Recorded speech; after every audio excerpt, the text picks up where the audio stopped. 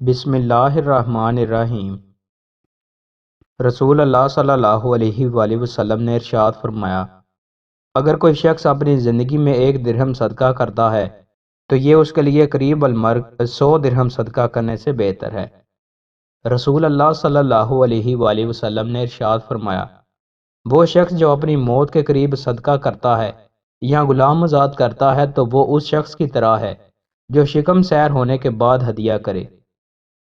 رسول اللہ صلی اللہ علیہ وآلہ وسلم نے ارشاد فرمایا، جو شخص حلال کمائی سے کھجور کے برابر صدقہ کرتا ہے جبکہ اللہ صرف حلال مال ہی قبول کرتا ہے تو اللہ اسے اپنے دائیں ہاتھ میں قبول فرماتا ہے، پھر اسے اس کے مالک کے لیے اس طرح بڑھاتا ہے جس طرح تم میں سے کوئی اپنے گھوڑے کے بچے کی پرورش کرتا ہے حتیٰ کہ وہ پہاڑ کی مانند ہو جاتی ہے۔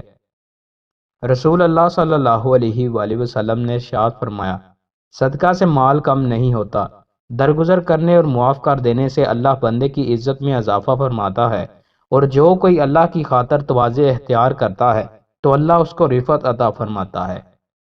حضرت ابو ہریرہ رضی اللہ تعالیٰ عنہ بیان کرتے ہیں، رسول اللہ صلی اللہ علیہ وآلہ وسلم نے ارشاد فرمایا، آج تم میں سے کون روزے سے ہے؟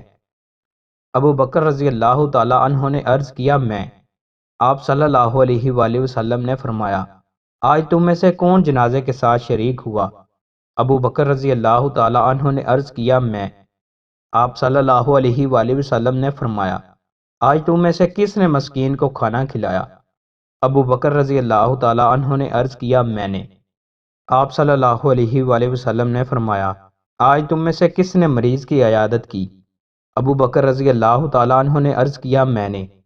رسول اللہ صلی اللہ علیہ وآلہ وسلم نے ارشاد فرمایا، جس شخص میں یہ خصلتیں جمع ہو جائیں تو وہ جنت میں داخل ہو جائے گا۔